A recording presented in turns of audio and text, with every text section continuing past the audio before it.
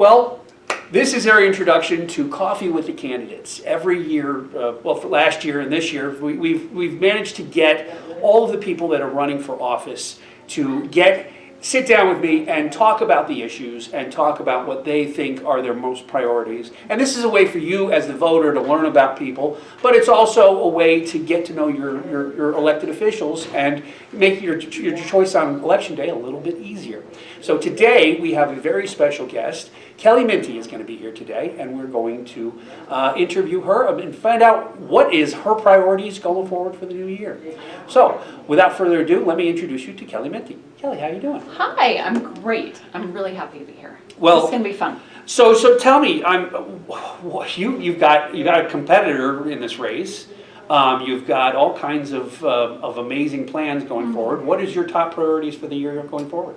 I am so glad to get this opportunity to share. So I would say I'm really focused on a couple of things, but I would say first and foremost, I'm really focused on rallying for a safer Highway 97. Uh-huh. Highway 97 is arguably the most dangerous highway in our state. Yeah. And yet it gets very little attention by lawmakers and very little prioritization when it comes to funding.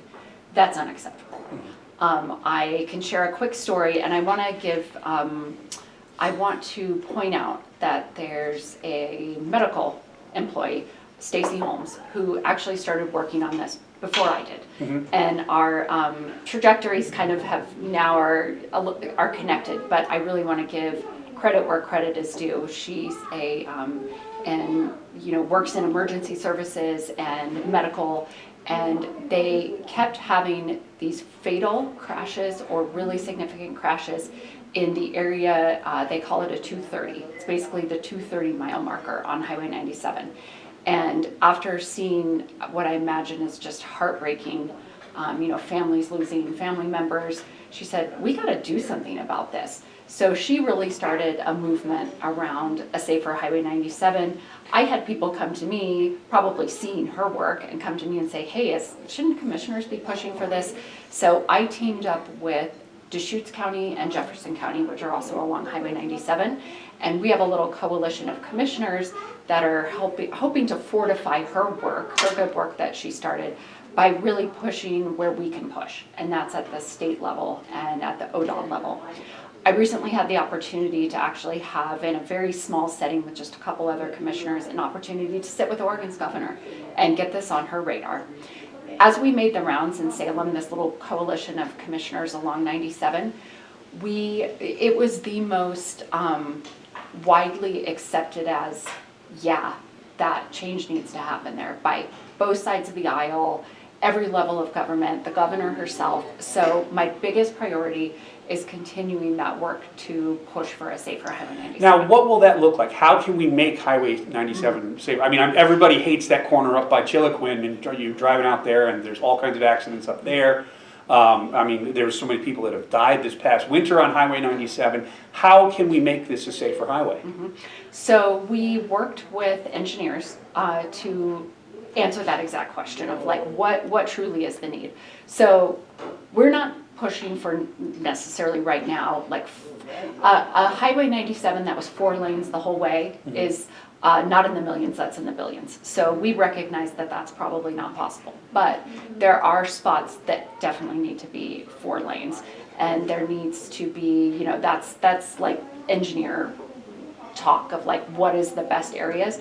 But there's a whole menu. There's certain places that need to be expanded to 4 lanes.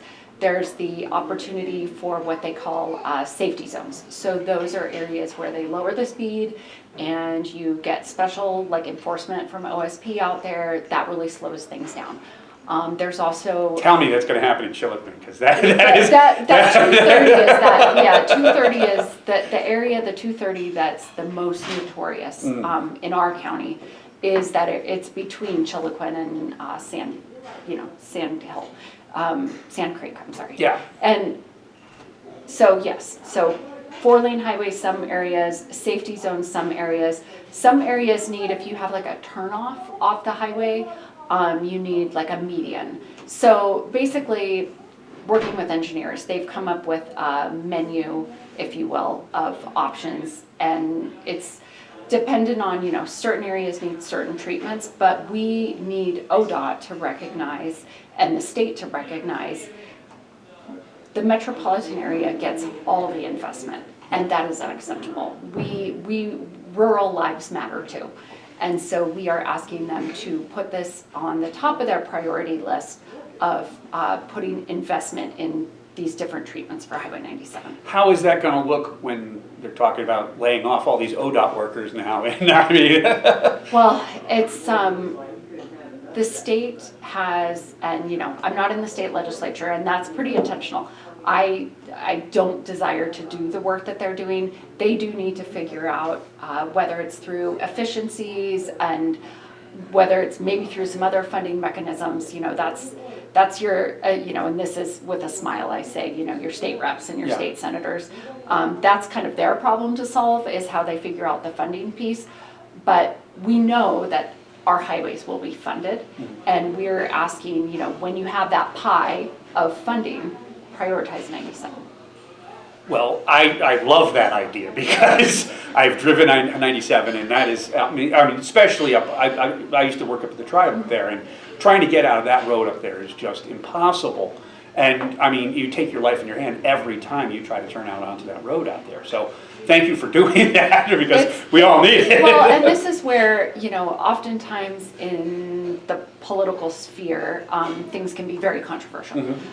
This is why I point out, everyone is like, yes, I clap and I cheer. Like I said, both sides of the aisle, all levels of government. And really, in my mind, those are the things we should be working on. Like, let's work on things that have maximum impact for the maximum amount of people, and that we can all have consensus around. That's important. Like, this is just too important.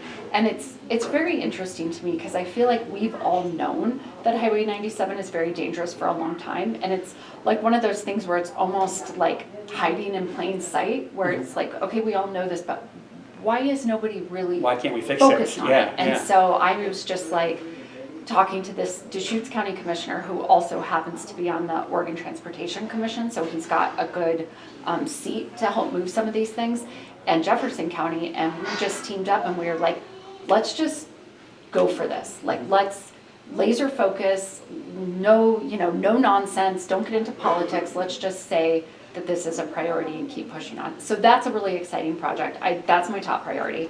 Another thing that's really important to me that I've been working on is, and there's a lot of people working on this, this is not just like, oh, Kelley Minty, she's so great. Just making sure that we get this transition to the F-35, and that's solid for Kingsley. It's really exciting that we have this as our new mission, and we just have to make sure our community is ready on the community side, and that we're just very available to the leadership at Kingsley with whatever they need to make sure that that transition goes smoothly.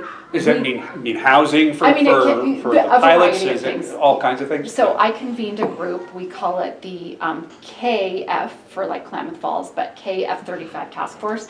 And that's really a group of community leaders that I've convened to basically meet with Kingsley leadership on a somewhat regular basis to just find out, like, what are your needs now? So, okay, right now it's childcare, or right now it's making sure that healthcare providers take TriMet, I think it's called, TRICARE, their insurance. So just like solving problems for Kingsley leadership as they come along, so that they can focus on the important stuff that they need to do to have this transition, and we're doing our part on the community side. So a safer 97, making sure we're appropriately poised for the F-35. Those are like my two biggest priorities. And then something I'm just working on all the time is making sure we provide our county services in the most efficient, cost-effective manner. So one thing that's been a big push over the last bit that I've really been working intentionally with our staff and leadership on is better use of technology to really streamline things, making sure we're up to the year 2026 in that there's technology's really come a long way. Yeah. Whether it's, I know sometimes people have a bad taste in their mouth sometimes around AI, but there's some really good ways to use the efficiencies created by AI. And so we need to be availing ourselves to sort of the best and most efficient way that we can provide really high quality service to our people at the lowest price tag we can by better use of technology. Uh-huh. And so, since you brought it up, how is the county doing? I mean, there's, I've perennially, people have been talking about the fact that we're running out of money as a county, and it's tough to do the job you're doing because there's just not enough capital coming into this county. How can we fix that? You know, I think that's a matter of perspective. I think that certainly inflation has hit all, businesses and governments, and most people that follow government closely know, we can't just go, it's not like a private business where we could go, yeah, we're gonna, double our tax rate. Like, we can't do that. We're constrained by measures 5 and 50, and, that it can only go up 3% every year, and that's a good thing for taxpayers. And so, don't get me wrong, that's a good thing for taxpayers, but sometimes inflation does supersede those, like, our increments.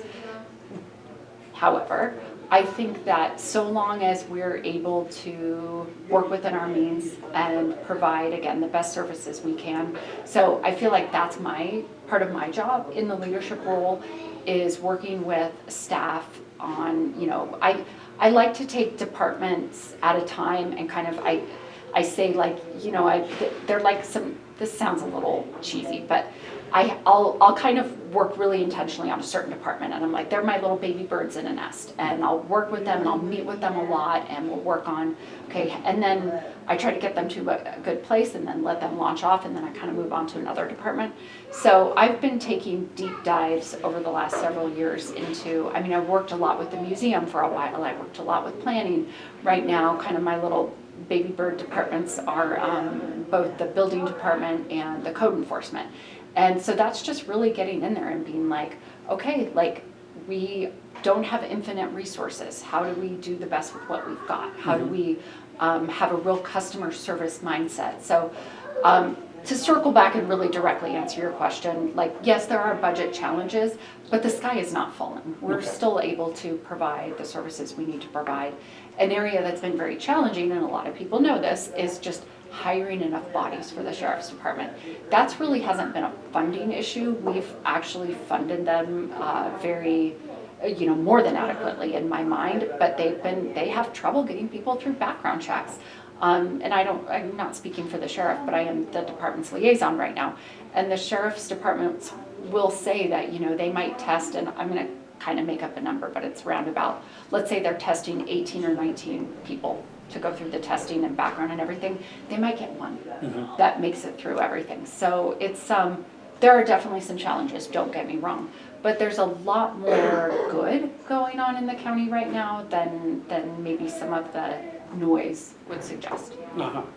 Well, we've all heard about the roads and how they've been downgraded, how they're caring for the roads, and we've heard about, there's challenges with the financing and all that kind of stuff, and that's just all the news. So I had to ask the question. Yeah, no, I'm glad you did. And actually, I do want to give a there's the PCI. I think it stands for Pavement Condition Index. I think that's what the PCI is the term I know, but we actually have like the highest rated roads in the state. Now, is there, does that mean everything's perfect all the time? No. And then I like to point out to people too, there are counties in Oregon that have literally like 4 sheriff's deputies for their entire county, jail, everything. We've got a lot more than that. So do we have challenges? Do we wish we had more? Sure. But we're actually like doing very well. And I think sometimes we lose sight of that. We can kind of be our own worst critics. And I would say that, people should be really proud of the county that they live in. We're doing great work. We are enviable to a lot of other counties. So it's okay to acknowledge challenges. And I always say, like, I'm not they call toxic positivity when it's just positivity without backing it up. But we have a lot of things to be really positive about. Well, let's talk about some more positive things going on. The food hub down there at the old bowling alley. How's that coming along? that is, that's a project I'm so excited about, and if I could just take 20 seconds to. You take as much time as you want. We Thank have you. all day to be and no place to be there. Perfect. So the food hub concept was born out of conversations that went on for a long time, or a narrative that we grow an awful lot of food in this community, some of the best food in the world, and yet we don't really have a place to connect that wonderful food that we grow in the Klamath Basin with the local community, and we don't do a very good job of telling our own story. So we thought, wouldn't it be great to have a food hub for local food, to both tell the story and also connect local food with local people, and to provide another opportunity for our ag producers, whether they need a commercial kitchen or whether they need cold storage or something like that. So we also, for various reasons related to like parking and where the fairgrounds is located, it made sense for us to buy the Hanscom's bowling alley, and so we got that. It's a great location, and we came up with this concept of the food hub. So the food hub is going to have a higher ed partner. At one point it was going to be OSU Extension, but they're actually really doing good in the spot they're in now. So I don't want to speak out of turn, but there's another there's another education related partner that's now interested. So education, Klamath Chrome, which is the online food marketplace and does all of that work, and then the fairgrounds. And we've come up with this, we're a coalition, and we've got the demo work is coming. We just issued the request for proposal and got that all going, sort of the formal bidding side. So that building is coming down very soon. And we have wonderful, Kelsey Randall did some beautiful work for us on the engineering side and drawing side of what this will look like. And now we're in fundraising mode.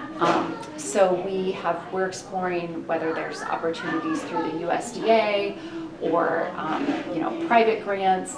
So if anyone knows of grants or other opportunities, we're going to really work on trying to fundraise for this project. Is this an opportunity for the community to get involved in this project? Absolutely. Yeah, I would invite anyone who's interested in the concept of the food hub to reach out to me. I'm very accessible. Email me, stop by, call me, whatever. And we could use a lot of help. We're trying to maybe come up with some different creative angles to, again, have a better opportunity to fundraise. One thing that we've thought of is that it also could be, food is also part of resiliency. And there's a lot of conversation statewide and nationally around, resilient communities. And so maybe that's an angle where we could apply for some maybe federal grants, FEMA and whatnot. So any ideas are welcome, and any help on the food hub is welcome, but we're still super excited about it conceptually. Wonderful, wonderful. Well, what else is there? I mean, we've covered soup to nuts almost already. I know, I appreciate that. I would just share that, we're working on, we really did a deep dive on animal control. I formed a brain trust after our last budget cycle. I took community members who were not involved in local government, not involved in animal control, and we convened for about 4 or 5 months really intentionally on just problem solving around how do we better staff animal control, how do we because they had a budget cut, and so we were like, how do we provide the service more effectively, how do we be more efficient with technology. I was really proud of the recommendations that the group came out with. We're in the implementation phase now, and now we're actually mingling is not really the right word, but we're doing some work bringing code enforcement over to help with animal control. So is this cats and dogs primarily, or is this horses, cows? Dogs. Oh, okay. Yeah, primarily dogs. Okay. But I just bring that up as an example of, I think it can be easy from the outside to sort of be like, well, what is the county really doing? And it can be easy to complain, and I get that, it's human nature. But we're always solving problems. And that's why, to kind of circle around to this whole like coffee with a candidate, I have developed a good reputation of being a problem solver.